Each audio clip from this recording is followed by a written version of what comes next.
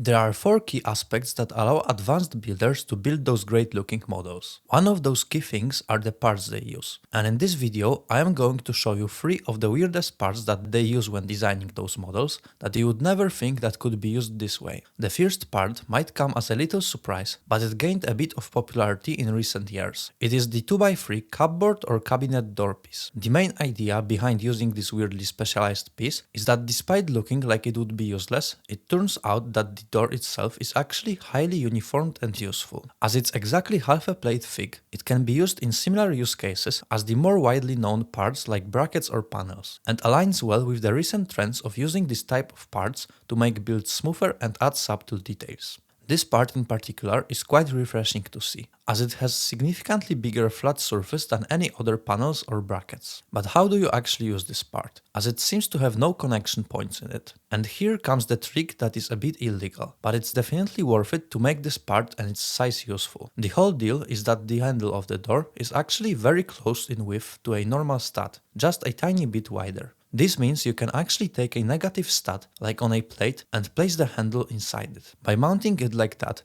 now we can place it wherever by using reverse stud knot on top technique or some hinges. And we can use this part just like any other panel to cover gaps and add details. And if you want to learn more in which exact situations you can actually use that and other panel parts and the half plate offset that they use, just like the pro builders do, I made a whole video about panels themselves, and the link to it is the second link in the description just under my ebook about design that you can check out as well, as it shows exactly what to do if you struggle with designing models from scratch. The second, very weird and kind of rare nowadays part that every pro builder uses, as it is the best part to achieve the stud reversal effect, is this small 1x1 plate modified with sticking out round plate. This part in particular is so awesome because, as I said, it is the smallest and simplest stud reversal solution. Many people brush over this part when building or already forgotten it exists, but it's incredibly useful. The ring or the round plate that sticks out of it is actually just one plate thick. It has the normal positive studs on both sides, which are empty on the inside as well. On top of that, the whole ring is centered in the plate, which at the first glance is not so great,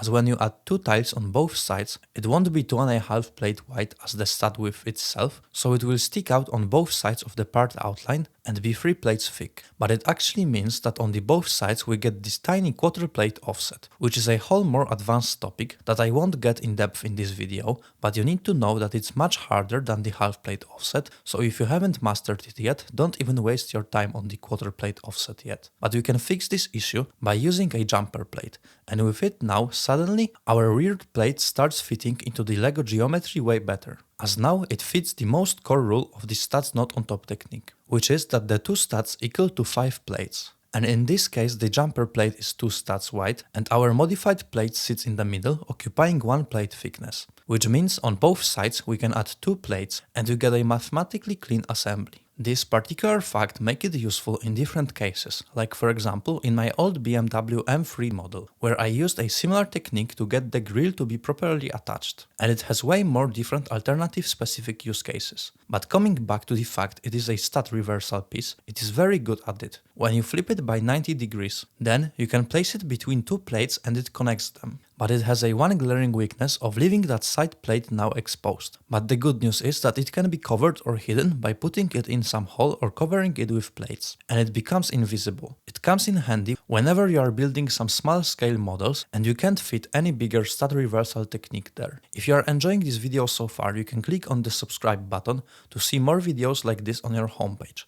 Coming back to the video, the final piece that all pro builders are using, and you would never suspect they would, is the roller skate piece. It is very similar to the first part in this video, the door piece, because it uses a similar trick that the elements that stick out of it will also fit into a negative stud, but this time you have those elements on both sides, basically making a studs knot on top piece out of it. Almost the same as the 1x1 modified brick with studs on the opposite sides, but better. There are 2 main advantages to this piece. The first one is directly correlated to that 1x1 brick, as it can serve the same exact function, but without having an annoying ugly stud on top, which with the roller skate piece you can cover with a tile, and it makes it almost invisible. The other huge advantage of this piece is how it hugs the whole SNOT on top parts hierarchy and how universal it is. For example, it works both as the bottom and the top SNOT piece. You can place it on a flat surface and still attach parts to the sides. And you can do the same thing when you lift it by half a plate as well as a full plate, which basically means it does a job of 3 different parts